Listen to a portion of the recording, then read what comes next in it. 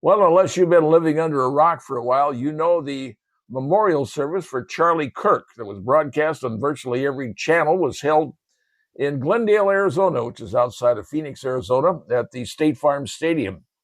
Take a look at this. There were people lined up at 4 a.m. in the morning to attend this event.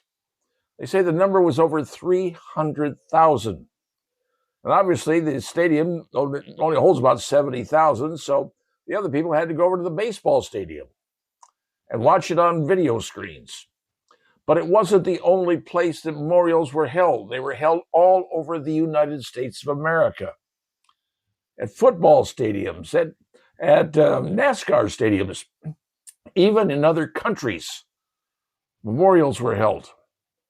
Charlie Kirk turns out to be, well, I hate to say it, but almost a saint, because he's being celebrated around the world, not just in Phoenix, Arizona, not just in Utah, but everywhere in the United States. And all the major sporting events, all those things that were happening, people attended and paid homage to the passing of Charlie Kirk. Now, the event itself at the State Farm Stadium featured Charlie's wife, Erica. She got up on the stage and she talked a great deal, but here's something you have to understand. This woman, when she was called to Utah, she was brought in to identify her husband. Now, can you imagine what it had to be like? The sheriff told her this. Said, ma'am, this ain't going to be pretty. When she had to identify his body, she said it was beyond anything. But she stood strong, very strong, and she got even stronger. Erica is a very highly educated woman. She's got master's degrees. She's got multiple degrees. She's got a JD degree, which means she went to law school. Extremely smart.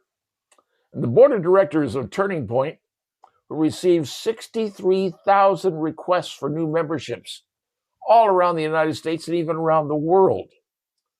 They said, ma'am, you're about to become the CEO. And you know what?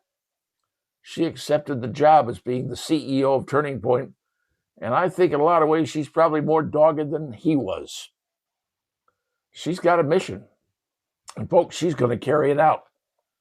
Now, at the ceremony, which was broadcast nationwide for everybody to see, there were a lot of big, powerful people there. But when Erica got up on the stage to speak, she said something very, very important. She says, you know, the guy who killed my husband, 22-year-old Tyler Robinson, she said, I forgive him. I forgive him. Quoting a line out of the Bible, she forgives him.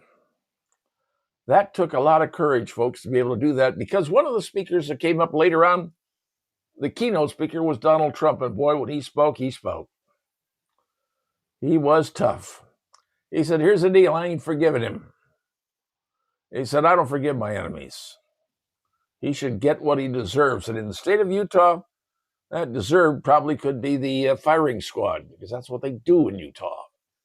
Will it end up that way? Well, that's very difficult to say, especially based on the attorneys who will probably represent him or try to represent any appeal he might attempt to utilize. But here's the deal. She says, I forgive the guy who killed my husband. That takes a lot of moxie, folks. And that takes a lot more than that. And yet thousands upon hundreds of thousands upon millions of people around the world, were honoring this.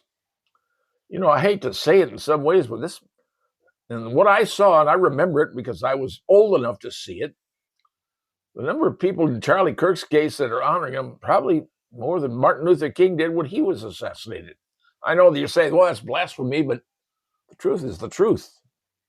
Now, how's that going to turn itself out? Like I said, 62,000 more applications for new Turning Point. Maybe, just maybe, this is a turning point in America. And here's something else to think about. Tyler Robinson's family, His dad, the person who talked him into turning himself in, well, he was going to receive $1.5 million of reward money. He said, ain't taking it. It goes to his wife. She needs it more than he does. That's what he says. His parents are probably very, very upset and very, very ashamed of the fact that their son turned badly. They knew he went off the line. They knew he went off the grid. They knew he went off the rails, if you say. But they took that money, not keeping it. It's blood money and not taking it.